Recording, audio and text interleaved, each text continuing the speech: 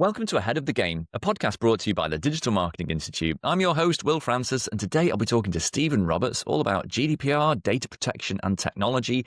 Stephen is Group Head of Marketing at Griffith College. He has over 20 years marketing experience internationally, a certified data protection officer and chartered director. He's a columnist for Marketing Magazine, and he's also on a mission to help marketers understand data protection and GDPR. He's writing a second book on data protection for business owners and managers to be published in 2026. Welcome back to the podcast, Stephen. It's great to have you. It's been 3 years. It feels like a long time. How are you doing? It's great to be back, Will. Thanks for having me on. Yeah, I enjoyed our conversation a number of years ago. It's hard to believe that time has passed. So great to be back. Yeah. Well, I suppose that's the first question to ask you, really. What has changed? What have been the big, massive changes in the last 3 years? Okay, you're giving me the easy questions first, Will. Well, look, it's a very fast-paced environment. If you look at the GDPR, first of all, I guess it was still in its relative infancy. It came into effect in 2018, and I think the last time we chatted, we're probably grappling with the tail end of the COVID pandemic. We were looking at how fines were progressing for different industry sectors. And we're looking at how various aspects of the 99 articles of the GDPR were being interpreted. So that was, broadly what was happening there. And I think a lot of marketers and business owners more generally were they were trying to get their teams trained up. They were trying to put in place good processes and auditing of their data so that they could be compliant. What's changed? I guess there's multiple strands. One is the rapid advance in AI technologies, and particularly with 2022 onwards, the introduction of LLMs such as ChatGPT, Perplexity, Claude. Many of us are using these on a daily basis. They're obviously hugely helpful for marketers, for content generation, etc. So that's one thing, and the challenges around AI, because it's a black box technology to a certain extent. It's a little bit opaque as to how algorithms are working, how certain decisions are made. So that's a challenge from a GDPR perspective. But then more broadly, we're in what the EU would call its digital decade. So you're seeing a lot of new adjacent legislation, obviously the AI Act, referencing our discussion just there on AI, but also the GDPR has had this ripple effect around the globe. So people listening to the podcast from outside of the EU, they're going to be aware that they'll be similar, whether they're in California and it's the California Consumer Privacy Act, or whether they're in South Africa or etc. Singapore. There's been a plethora of new data protection laws, to some extent mirroring the GDPR, but also reflecting a broader consumer awareness, around their data privacy, data protection rights. So lots happening. That's a good sign. I mean, that's surely a sign that validates that GDPR is actually well put together, if it's become the kind of template and the gold standard for others to, riff off around the world, right?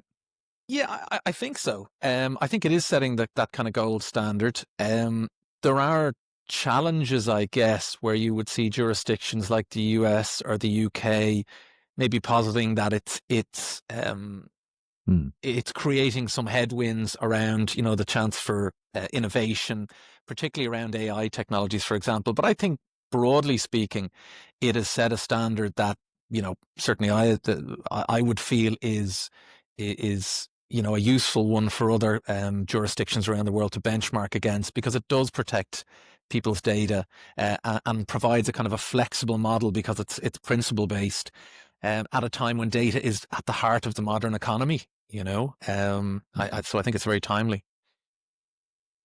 What's the current state of GDPR enforcement in the EU? Because I like to. Do you ever go to enforcementtracker.com? It shows you all the GDPR fines. I have. I've seen it. Yeah. Great. It's just interesting reading. It's such a rabbit hole that you can go down, looking into the cases and the eye-watering fines sometimes that you find there. But it's not. It doesn't look like there's fines being handed out every single day of the week. I mean, it's they clearly focus on the bigger, particularly tech companies show up a lot, and banks. And health services, things like that. So, but anyway, yeah, what is the current state of enforcement? Is GDPR being enforced widely? It is. I think you've hit on a good point there, which is that, I think when we were, when a lot of companies were looking at, and marketers were looking at 2018 and GDPR about to come into effect, there was this query around, 4% of global turnover or 20 million euro fine. You had these kind of eye-watering figures. In reality, while also all manner and means of businesses have been impacted by fines and penalties for GDPR breaches, you're seeing the majority of the regulatory focus being placed on big tech firms. So I think 8 or 9 of the top 10 largest fines have been for those large technology firms, the Metas, the Googles, etc., that have data and personal data processing at the heart of their business model. So they have the largest fine. So, for example, Meta was fined 1.2 billion euro by the Irish Data Protection Commission, which has been one of the leading supervisory authorities. So that took place back in 2023.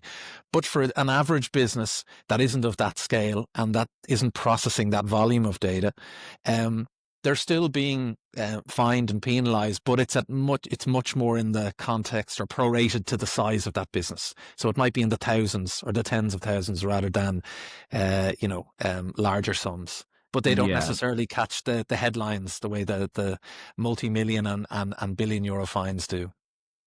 Yeah, 1.2 billion fine. That headline writes itself, doesn't it? I mean, if it's funny, I'm on the site now, and if you look at the biggest fines, it literally reads like the apps on your phone. It's like Meta, Amazon, TikTok, LinkedIn, Uber.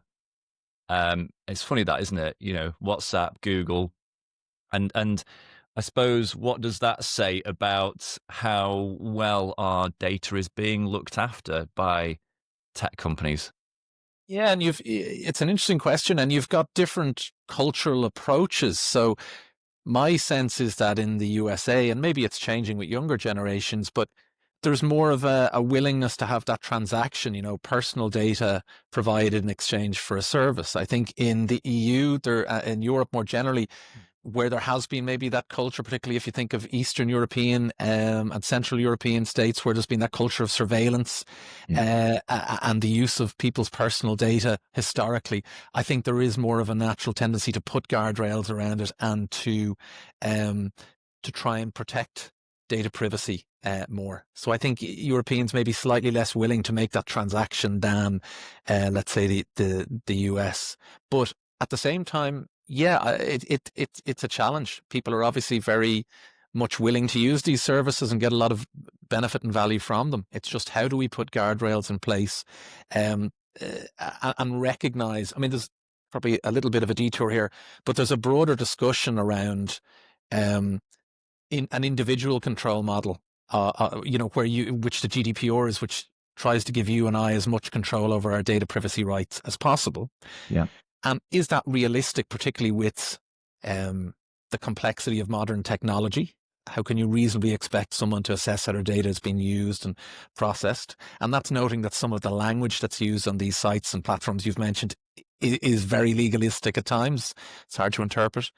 But then on the other side, the AI Act is probably taking a slightly different approach in that it's placing more of a burden directly on the suppliers and deployers of these technologies. So it'll be interesting to see, as we become a more and more technologically driven society, how realistic it is to still rely on you or I interpreting how our data will be used by an AI system, etc. Yeah, because I suppose, look, my curiosity, when you talk to any expert, is how do you personally feel about it, obviously. And so, yeah, my curiosity with you was like, how bothered are you as Stephen Roberts that your personal data is out there? I mean, I'll tell you, as someone who uses tech a lot, I've kind of, I suppose on some level, given up. I've given in to it, and I've just given in to the fact that it's just all over the bloody place, and I'm never going to regain full control of my data. How do you feel about that? Yeah, it's challenging because, change is a constant, and there are significant benefits to these new LLM technologies. We can see that in our everyday use in business and in life. So I'd be broadly positive, about the trajectory of technology. I think as an adult, you kind of realize there's a responsibility on yourself to dig in as much as you want to try and figure out how your data is being used, and then ultimately you make a decision as to whether you want to proceed with that processing or not. I think that's a slightly murky answer in that a lot of the time the information provided by companies is not as transparent and as clear and straightforward as possible. But I mean, I guess what I mean is, do you use a VPN? Do you use a privacy-focused browser? Do you block all tracking? Do you block images in emails? Are you that guy? Or... No, I'm not. I think I try and stay informed, but and I'm obviously fascinated by the developments in the area. But no, I don't get to that point where I'm trying to block out all potential processing of my data. I do have more of a concern, obviously, as a parent, to make sure that the worlds that the next generation are coming into, I'd be very cautious about the level of interaction they would have on social media platforms, etc., because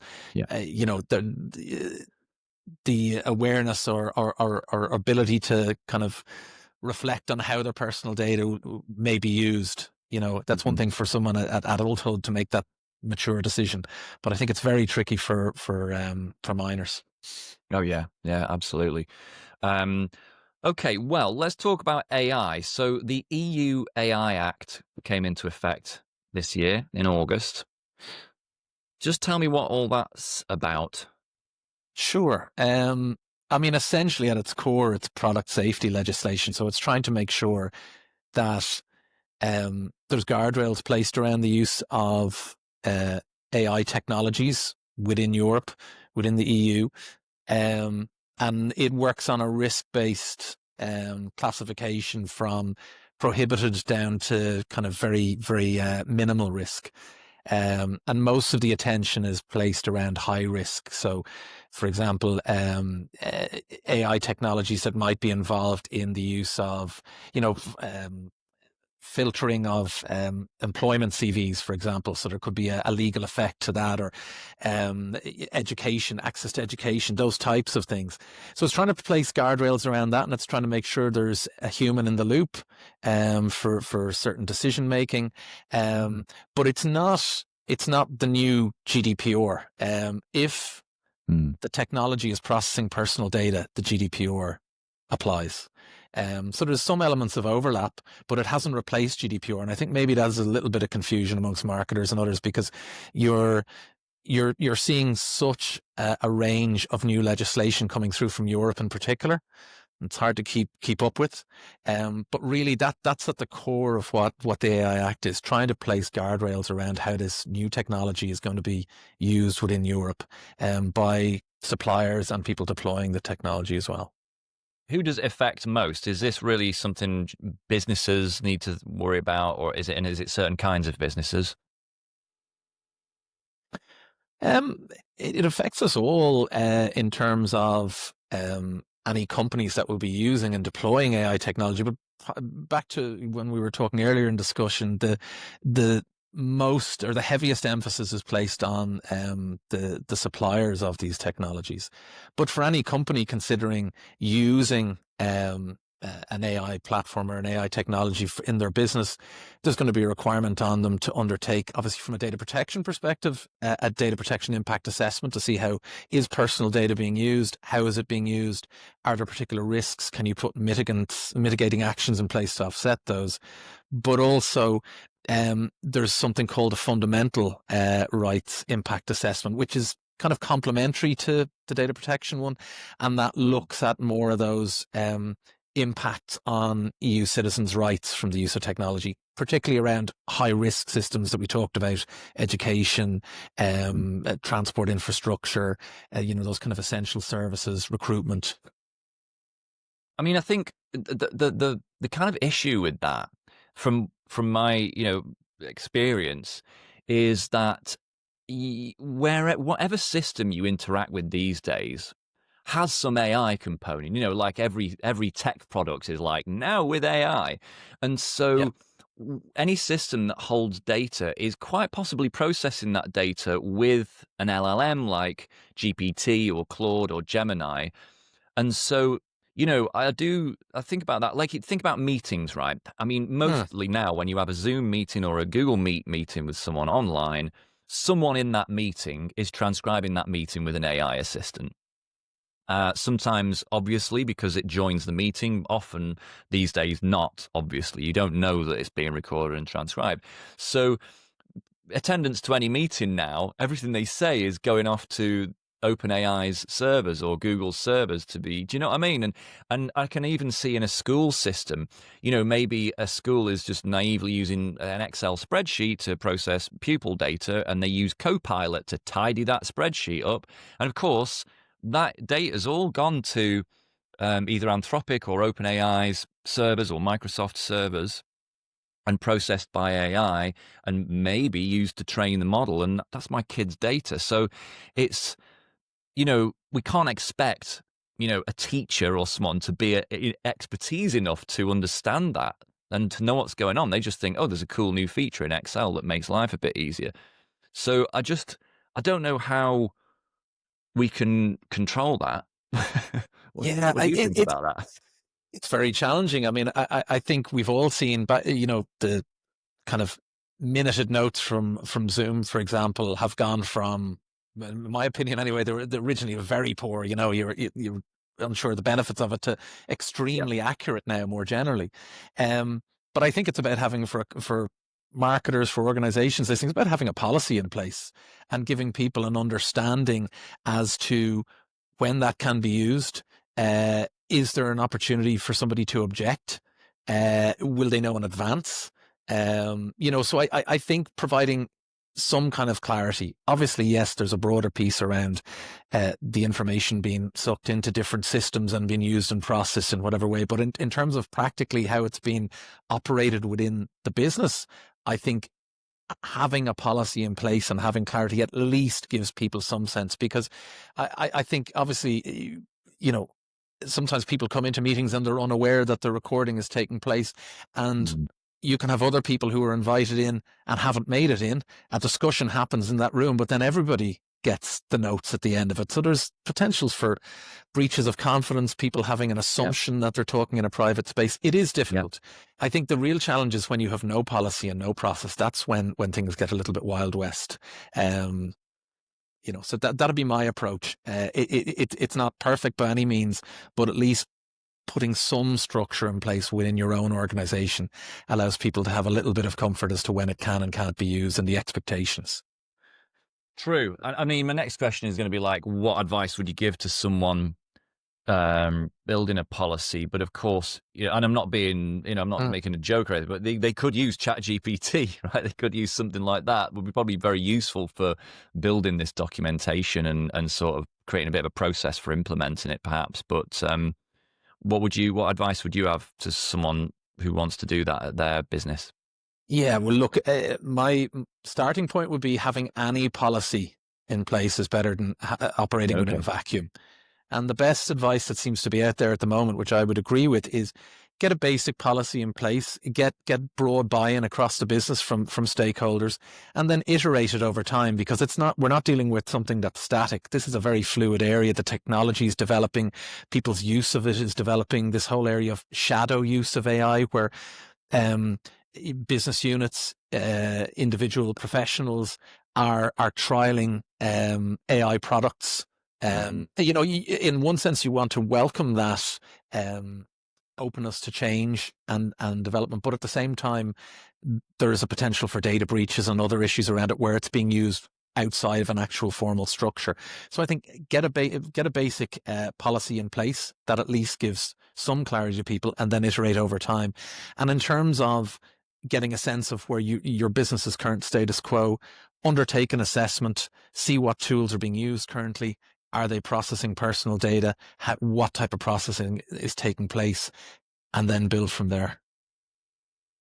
But it's a bit like the GDPR, assigning a data officer kind of thing. It's like, well, whose job is it to do that? And who's going to enforce that and sort of, keep it up to date and things within a business or organization?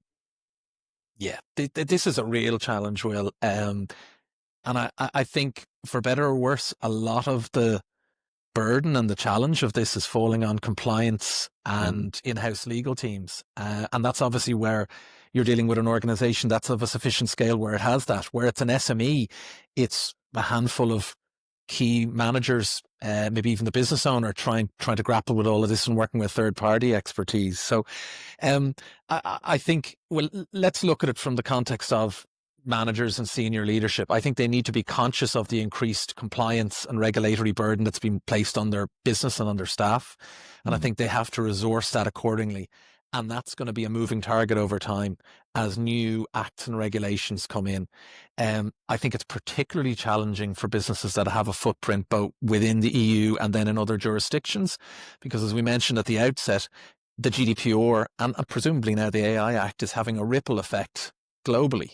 So you not only have to be aware of your obligations under GDPR and the AI Act within Europe, you then have to think about, well, what's the approach in international country A, B, or C with regard to data privacy or the use of cookies on websites or whatever it might be. So it's becoming very, very complex. What would I say for marketers who aren't compliance specialists?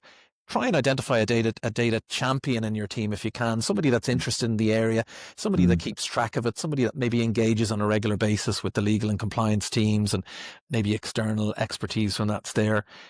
Keep it on your agenda, whether that's a weekly or a monthly or a bi-weekly team meeting, so that it stays top of mind.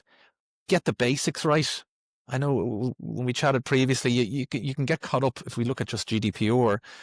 99 articles. My God, where do I start? We'll get the basics right. Is there a legal basis for it, for the processing?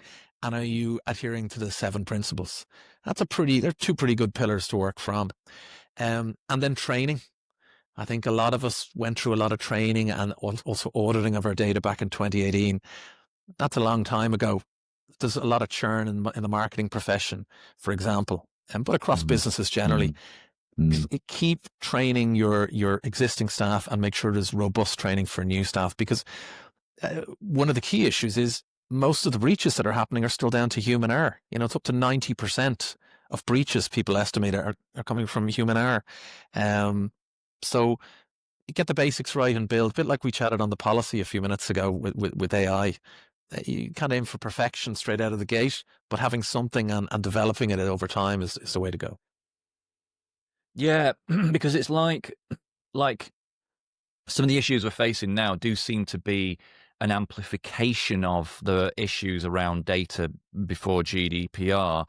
And you talk about the shadow use of AI, i.e., what you're talking about is people using their own tools, bringing their own AI tools to work because, well, my ChatGPT knows me. It's more useful for me. I can just do what I want there. I don't have to use some company-provided AI chatbot, which probably isn't as good as ChatGPT, right?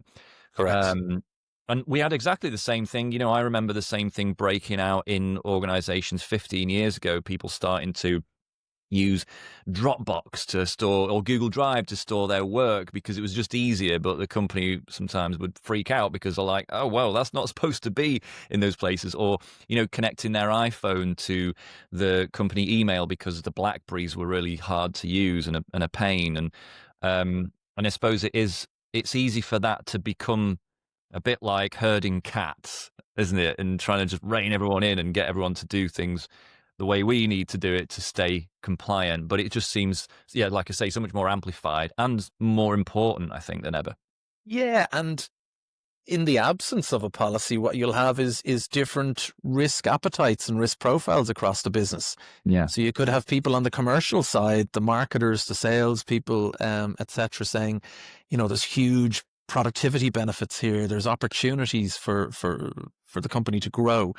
And then you might have another risk profile with or appetite in the compliance teams within the business. So I think you have to try and set an overall approach within the business. A little bit of a detour, but in governance, when you're looking at one of the challenges that boards face is the idea of conformance versus performance. And there's a kind of a golden mean where if you spend your entire time trying to be compliant and ignoring the opportunities to grow the business, that's an inherent risk. And similarly, if you go gung-ho towards the performance element and completely ignore your compliance and regulatory obligations, there's a challenge. So it's as with anything, it's typically in the middle. But the more you can articulate that, the more you can say, well, look, we have a stronger risk profile, a risk appetite around the use of AI technologies with sales and marketing, let's say, but much less so around another element of the business, recruitment or HR, whatever it might be. I think that all helps. But a lot of it is a dialogue. A lot of it is getting buy-in and consulting and then seeing what's best practice in your sector and more generally. Yes, it's funny that, isn't it? That's a really good, never thought about that, conformance versus performance, but it's right. I think risk averseness is very costly. I'm not saying being a sheer accelerationist and, growth at all costs is good either, but you're right. It's about a balance. So how worried should I be using ChatGPT and uploading company documents and helping it so that I can write more and work on them collaboratively with it? Like how bad is that? Well, I think first of all, consult your company's policy on it. Hopefully they have one in place. Okay. I think the general view would be for any kind of confidential documents, there would be an expectation that they're being kept within the company's own proprietary GPT system or LLM system.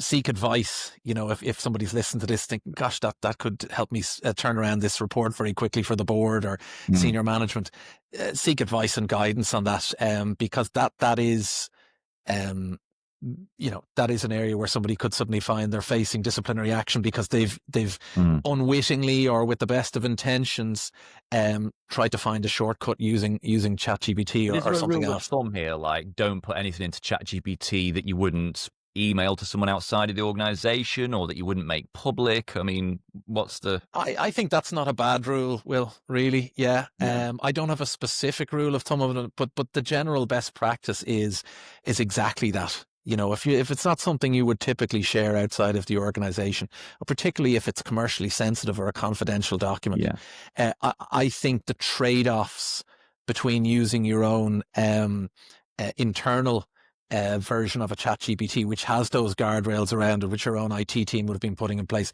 there's probably more benefit to that in terms of the proprietary data of the company not being sucked out into the broader ecosystem, versus maybe the downside of it not being quite as up to date as the latest version of ChatGPT or Perplexity or Claude.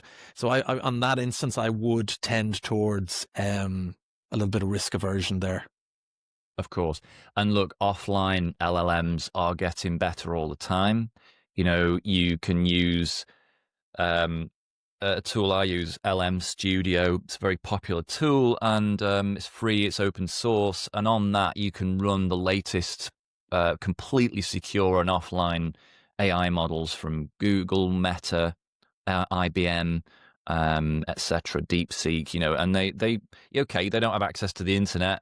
They're not quite as good as ChatGPT, but they've become really very usable, particularly for what we call RAG, retrieval augmentation generation, where you use your own documentation as a source for the AI to chew on to then, do further work. And so, yes, you're right. There is a lot you can do in a secure way, but keep it secure if it's confidential information. I think so. I think so, because we're still, these are still very new technologies. We've already earlier in this discussion, none of us are sure exactly how this data is being or will be used in the future. So I think having that lean towards keeping that data secure and within that kind of a walled garden, so to speak, where it's not going out into the broader ecosystem. I think that's definitely the right rule of thumb to have. Yeah. So, just exactly how is this affecting people outside of the EU? The AI Act. Is it what kind of ripples specifically is it having in places like the UK and the US? Yeah, I mean, it's probably twofold in a way. One is, the EU with the GDPR, but more generally tends to be on the front foot, um, or at the cutting edge around the introduction of legislation and regulations in this area. So I do think you will have other jurisdictions watching this, trying to get a sense of, what they should do and how they should implement similar legislation for their own societies. There is a broader discussion around, um, you're seeing a slight step back from regulation in different jurisdictions. Obviously, the US is trying to promote a kind of a more innovatory approach, particularly around AI. The UK is maybe somewhere in between the EU's approach and the US. There isn't an AI Act just as yet, but there's obviously work being done on that area in the UK. But what does it mean for people outside of it? Well, it depends. I mean, there is that extra territorial scope, so it does apply if you're outside of the EU and you're trading in with AI related systems or products into the EU, or processing processing the data of people that are based in the EU. So it's hard not to be caught on some level, either from the ripple effects of the legislation's influence, or actually through the extraterritorial scope, because your business is trading in or supplying into the EU itself. But it's an interesting space. It'll be interesting to see if what's happened with the GDPR and how influential that has been on privacy legislation globally. If the AI Act will have something of a similar effect. Absolutely, yeah. Um, I think, like all these things, it always takes longer than you think. It's like you talk about GDPR, and people are still adapting to that, and we are. I don't know. We're what 7 years in, 7 and I years. think it's just the thing with AI. Even though AI moves so fast, we don't, do we? And we take so much time to get our heads around things and to adapt, and then inevitably, always a bit late, start to actually create legislation and around that. Yeah, I think that's fair. I think one of the benefits of the passage of time with the GDPR is you're getting to see what the risk profile of is for your business. If you get a breach and you're a small or medium-sized firm as opposed to one of those large tech firms, it was very difficult to ascertain that in the first few years before a lot of fines had been issued. At the same time, the GDPR had this idea of a harmonized environment across the entire of the EU, and that really hasn't happened. There are still local nuances. We still haven't, when it comes to electronic communications, the e-privacy directive, which oversees that, which is kind of a special law within the GDPR. That was supposed to be updated to a new e-privacy regulation, taking account of all the different developments over the last 2 decades. So that hasn't happened. That's been subject to a lot of intense lobbying, and the EU made a decision earlier this year to pause progress on that. So yeah, it takes time, and businesses have their day-to-day competitive landscape to deal with, and all the regular challenges alongside all of this compliance burden or challenge, so it's not easy. I can't, unfortunately, for listeners, say it's going to get simpler or easier going forward. I really can't see that, even though there's a bit of a pushback globally in the US in particular. The fact that, for example, personal data sits at the heart of so much of the modern economy, I can't see how, we are going to have less of a regulatory burden in the future. And I think that seems like, for the person, for people personally, that's good, isn't it? That privacy has gone from being non-existent 15 years ago. It wasn't where I was standing, it wasn't really a discussion. And then the general public just slowly, because of various data breaches, high-profile data breaches, data leaks, things like that, started to become more aware of it. And now people clearly are more interested in privacy. You've got VPNs running TV ads. I never thought I'd see that. You've got Apple talking in TV ads about how they're the privacy-focused tech company, and privacy slowly has started to matter to people more and more, and then the tech companies are sort of adapting to that. So, I mean, do you see that trajectory will continue, that we will over time, retain more control over our data and get more privacy? I think it's a challenge. I think it'll be a constant balancing act in a way, because you have reports such as the Draghi report last year saying, at an EU level, that the level of, and I'm kind of simplifying or paraphrasing a bit, but the level of compliance that's been placed on EU businesses, particularly SMEs, it may be having an impact on our ability to be innovatory in comparison to, let's say, our cousins in the US. So that's on the one side. There's business models based around, some of the largest companies in the world, their business models are based around, this attention economy, the processing of personal data, and being able to, sell that on to advertisers and third parties. So that's a very lucrative model. So the incentives there are very strong. I think at the same time, as societies, what we have to try and do is put in place sufficient guardrails that we're not removing all the benefits and the positive elements of those technologies, but avoiding that scenario, as you said, Will, from 15 years ago, where people didn't even think about it. They just signed up, downloaded whatever, clicked on whatever sharing of personal data was required to get access. So I think it will be challenging. Also, the challenge of, as we discussed at the outset, how much can you reasonably place on the individual in terms of their ability to understand and control how their data has been processed. We're all getting increasingly time poor. The world continues to speed up. So that's a challenge. But broadly speaking, yes, I think it's great that the GDPR has done a good job from a PR perspective in putting personal data processing on the map and making people far more aware. And I know Ireland's Data Protection Commission, they ran a public attitude survey at the start of the year, and you saw the response there was 73%. So nearly 3/4 of people were worried about, their data being used either in a way they didn't agree with or a way that they didn't understand. And I think if you think about AI and how complex it is, even the developers don't always know exactly what's happening within the system. That understanding piece and that transparency piece is going to be a big part of the challenge over the next 5 to 10 years.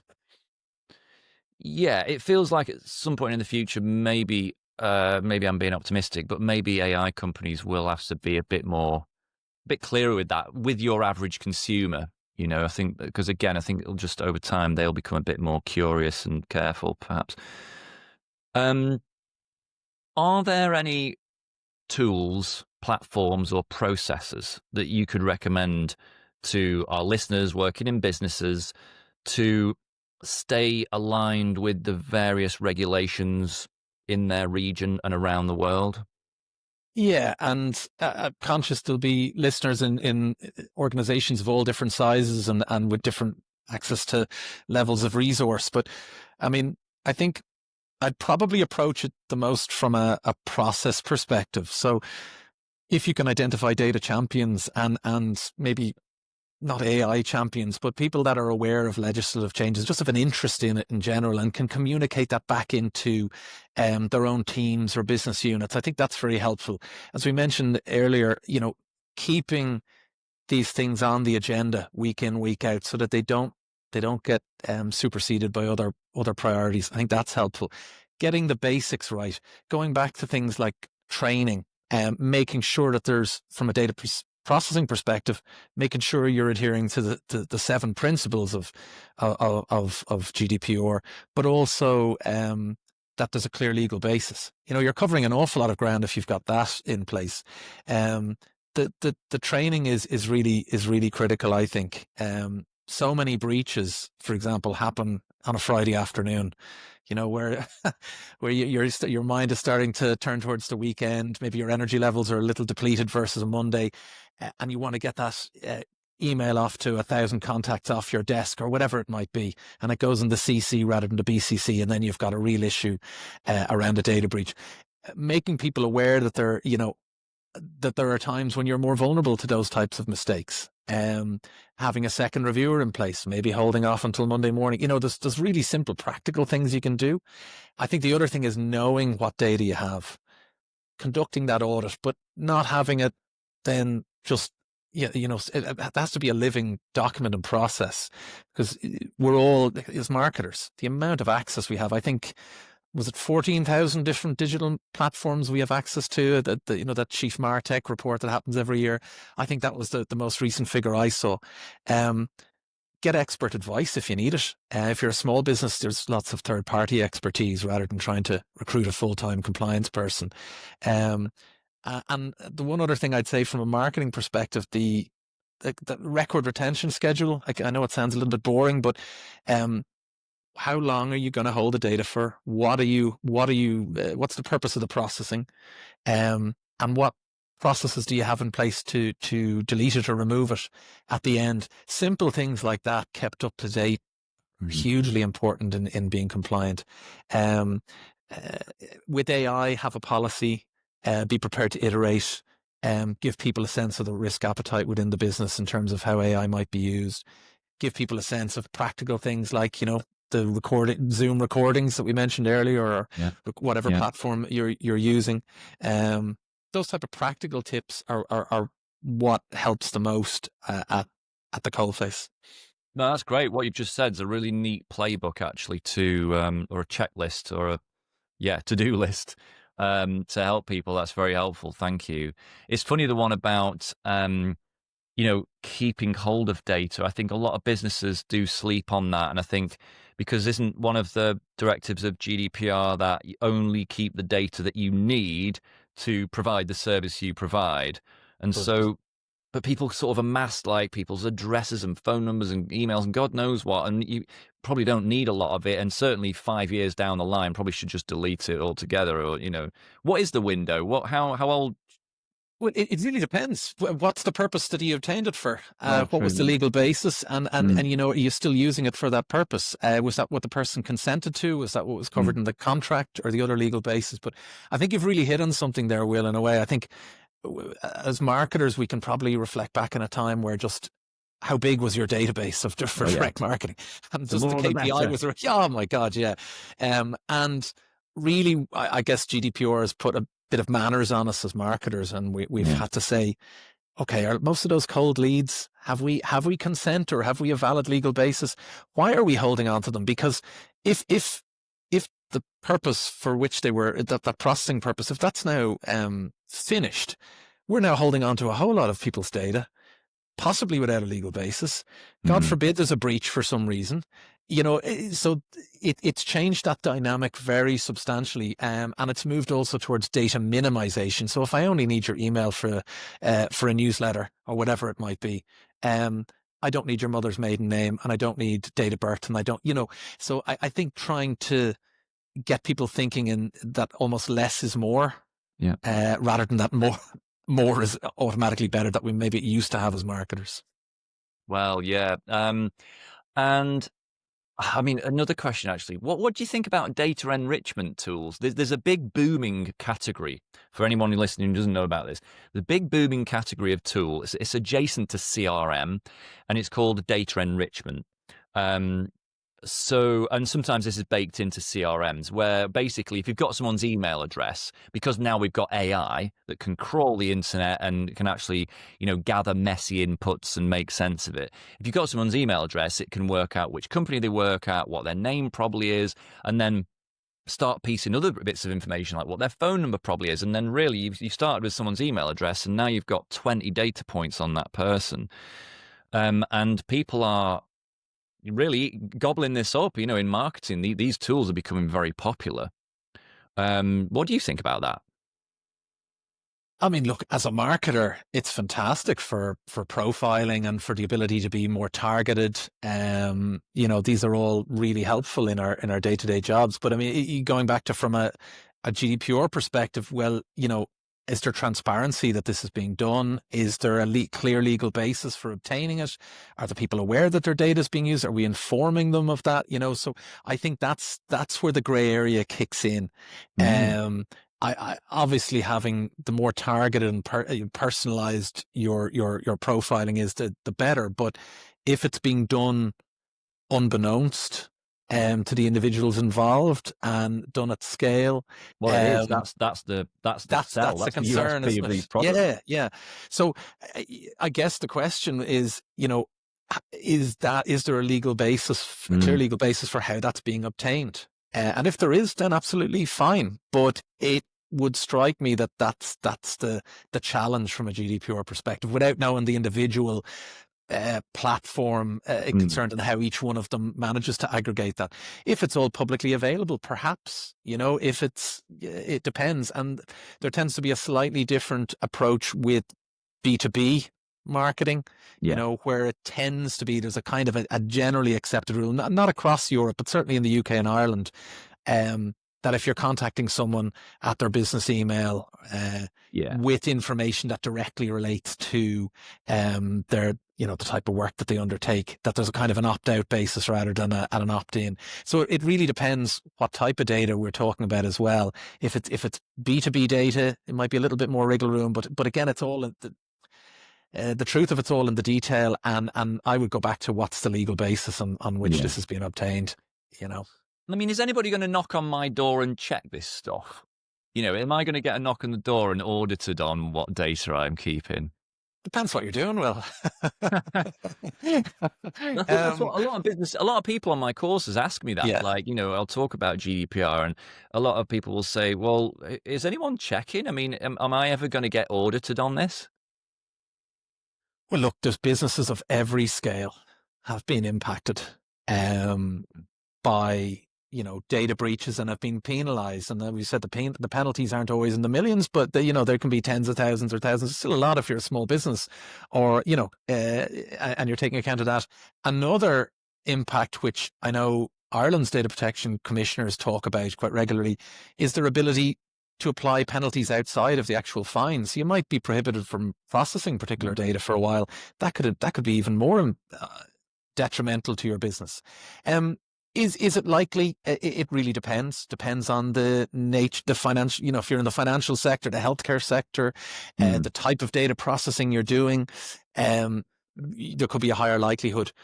But I guess ultimately, does any of us want the downside of that, the impact on the company's reputation, the potential for it to glue up your business model for a while, the resources you'd have to throw at it internally to resolve whatever breach or issue has happened? That's a headache and a burden that people don't want. So is it likely the SME is going to get a knock on the door versus the large tech company? Probably far, far less likely, but it could still happen. And I think, as with most things, it's if you're carrying out your business in an ethical, compliant way, it's one less headache that you then have to worry about.